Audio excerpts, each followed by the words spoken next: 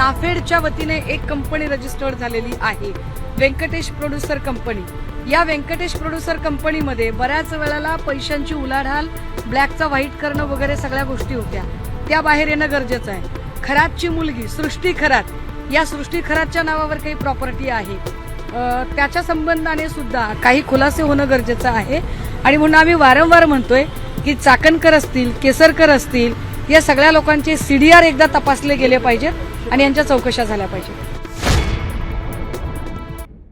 हे माहिती ही मुख्यमंत्री महोदयांच्या सोबत शेअर करणं गरजेचं आहे। काही असे लोकप्रतिनिधी आहेत की जे लोकप्रतिनिधी कदाचित मागील मंत्रिमंडळामध्ये होते, कदाचित चालू मंत्रिमंडळामध्ये आहेत, आणि अशा काही मंत्र्यांच्या बाबतच्या काही जेव्हा गोष्टी पुढे येतात तेव्हा त्याही संबंधाने चर्चा होणं अपेक्षित असतं। ही चर्चा माननीय मुख्यमंत्र्यांच्या सोबत करायची आहे। पत्नी फरार आहे, मुलाची काल चौकशी झाली। खरातच्या पत्नीच्या नावावर अनेक आर्थिक व्यवहार आहेत। मी मागेही म्हटलं की हा जो भांडे नावाचा जो अधिकारी आहे, ज्याला पुन्हा त्याच्या डिपार्टमेंटला पाठवून दिलं, या भांडेची पत्नी, त्यांचे काही आर्थिक व्यवहार आहेत। या आर्थिक व्यवहारांची म्हणजे भांडेला नुसतं त्याच्या डिपार्टमेंटला परत पाठवणं पुरेसं नाही, भांडेचं निलंबन होणं गरजेचं आहे आणि भांडेची चौकशी होणं गरजेचं आहे। खरातची पत्नी हिची नाफेडच्या वतीने एक कंपनी रजिस्टर्ड झालेली आहे, व्यंकटेश प्रोड्युसर कंपनी। या व्यंकटेश प्रोड्युसर कंपनीमध्ये बऱ्याच वेळेला पैशांची उलाढाल, ब्लॅकचा व्हाईट करणं वगैरे सगळ्या गोष्टी होत्या, त्या बाहेर येणं गरजेचं आहे। खरातची मुलगी सृष्टी खरात, या सृष्टी खरातच्या नावावर काही प्रॉपर्टी आहे, त्याच्या संबंधाने सुद्धा काही खुलासे होणं गरजेचं आहे। आणि म्हणून आम्ही वारंवार म्हणतोय की चाकणकर असतील, केसरकर असतील, या सगळ्या लोकांचे सीडीआर एकदा तपासले गेले पाहिजेत आणि यांच्या चौकशा झाल्या पाहिजेत। अकोल्यामध्ये एक घटना घडली, अकोल्यामध्ये पोलिसांनी एका आरोपी महिलेकडे सकाळी मी ती माहिती घेतली। एका ASI दर्जाच्या अधिकाऱ्याने ज्या पद्धतीने पोलीस कोठडीत असणाऱ्या महिलेला, विशेषतः तिच्या मुलीच्या बोलावून तिच्याकडे जी मागणी केली ती अत्यंत धक्कादायक आहे। एखादी महिला म्हणजे बघा की राज्यामध्ये ही एकीकडे महिला लैंगिक शोषणाची एवढी प्रकरणं बाहेर निघत आहेत आणि अगदी त्याच वेळेला की महिला पोलीस स्टेशनला का जात नाहीत, का महिला आयोगाकडे जाणं, तर महिला आयोगही आमची मदत करत नाही, पोलीस स्टेशनला जावं तर पोलीस स्टेशनची ही परिस्थिती।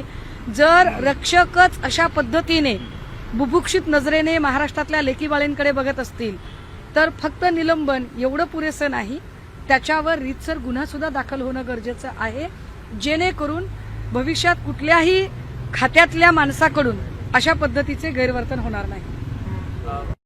जयंत मुनी आहे, त्यांनी असं वक्तव्य केलंय की ताराराणी या ज्या आहेत साहेब, ताराराणी साहेब ह्या देखील जैनच होत्या। मला असं वाटतं की कुठल्याही समाजासाठी म्हणजे काही लोक असे असतात जे एखाद्या जात आणि धर्माच्या पलीकडे जाऊन त्यांचं कार्यकर्तृत्व मोठं करतात। ते कार्यकर्तृत्वाची जी ती त्यांची रेषा असते ती इतकी मोठी असते। महाराणी ताराराणी सुद्धा असंच एक महत्वाचं नाव आहे। असं एखादं कर्तृत्ववान नाव आपल्या समुदायात यावं असं कुणालाही वाटणं स्वाभाविक आहे, पण त्यामुळे इतिहास मोडला जाऊ नये, इतिहास पुसला जाऊ नये।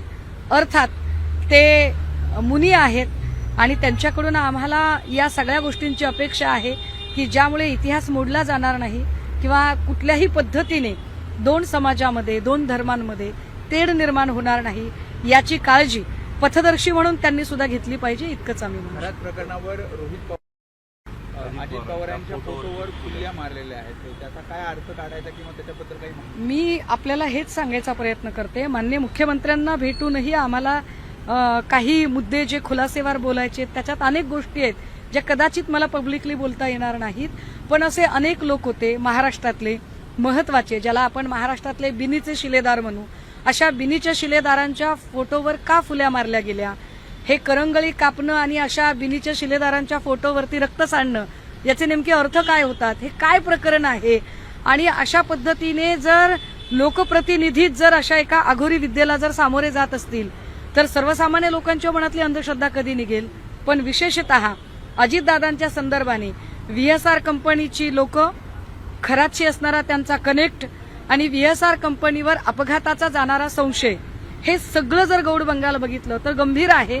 आणि म्हणून पुन्हा पुन्हा जे म्हटलं जाते की या सगळ्या लोकांची CDR तपासणं गरजेचं आहे। राष्ट्रवादीमध्ये त्या नरेश अरोराचं कंत्राट जे आहे या सगळ्या एनसीपीच्या कामाचं ते नव्याने रिन्यू केलं जाणार नाही, तसे त्यांना विरोध पक्षातल्या नेत्याकडनंच होतोय असं कळतं. जेवढी माझी माहिती आहे, खरं तर त्या पक्षात काय चाललंय यावर मला बोलायचा काहीच अधिकार नाहीये. मात्र नरेश अरोराला पुढचं असाइनमेंट देऊ नये यावर कदाचित दादा सुद्धा ठाम होते, कारण अरोरामुळे अनेक गोष्टींचे प्रॉब्लेम झाले होते. अरोरा फक्त PR एवढ्यापुरतं न करता अरोरा त्यांच्या डिसिजन मेकिंग मध्ये सुद्धा जर ढवळाढवळ करतायत अशी चर्चा जेव्हा आतल्या आमदारांकडून बाहेर येते तेव्हा हे गंभीर असतं.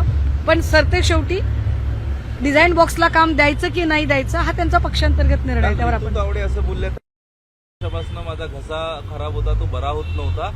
जैन मुनी पद्मसागर यांच्या आशीर्वादाने तो बरा झालेला आहे. कुठेतरी अंधश्रद्धेला खतपाणी घालण्याचा प्रकार हा वाटत नाही. मला वाटतं की 24 तीर्थंकर भगवान महावीर यांनी जेव्हा जैनिझमची स्थापना केली तेव्हा त्यांनाही कुठलेही चमत्कार अपेक्षित नव्हते. किंबहुना जेवढे म्हणून सगळ्या धर्माचे आयकॉन आहेत त्यांना हे चमत्कार अपेक्षित नाहीत. मध्यस्थांनी हे सगळे चमत्कार निर्माण केलेले आहेत, पण लोकप्रतिनिधींनी त्यांना थारा देता कामा नये. कारण लोकप्रतिनिधी, मी पुन्हा पुन्हा म्हणते की लोकप्रतिनिधी हे पथदर्शी असतात. त्यांच्याकडे बघून सर्वसामान्य लोक आपलं जगणं जगत असतात. जर महापौर पदावरच्या व्यक्तीनेच जर असं स्टेटमेंट केलं तर खाली अंधश्रद्धा पसरायला वेळ लागत नाही. त्यामुळे निश्चितपणे महापौरांनी आपल्या पदाची गरिमा ठेवत घसा कशाने नीट झाला हे सांगण्यापेक्षा मुंबईतले ड्रेनेज कसे नीट सुधारता येतील, मुंबईतल्या ट्रॅफिकला कशी शिस्त लावता येईल, मुंबईतल्या अनेक रस्त्यांवरचे खड्डे कसे कमी करता येतील आणि मुंबईकरांच्या घशामध्ये होणारं हवेचं प्रदूषण ते कसं कमी करता येईल यावर त्यांनी जास्त लक्ष द्यावं. मला वाटतं त्यांची नेमणूक त्या कामासाठी आहे, त्यांना कळलं पाहिजे. दीपक आबा प्रकरणात वादाच्या भोवऱ्यात अडकलेल्या आहेत.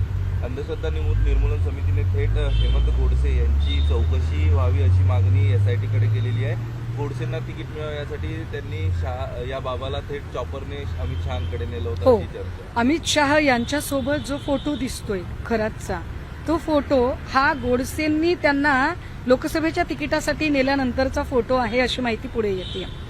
हेमंत गोडसे फक्त तेवढ्यापुरतेच नव्हते तर अनेक ठिकाणी भूमिपूजन असेल, छोट्या मोठ्या पूजा असतील, ते त्यांना घेऊन जात होते.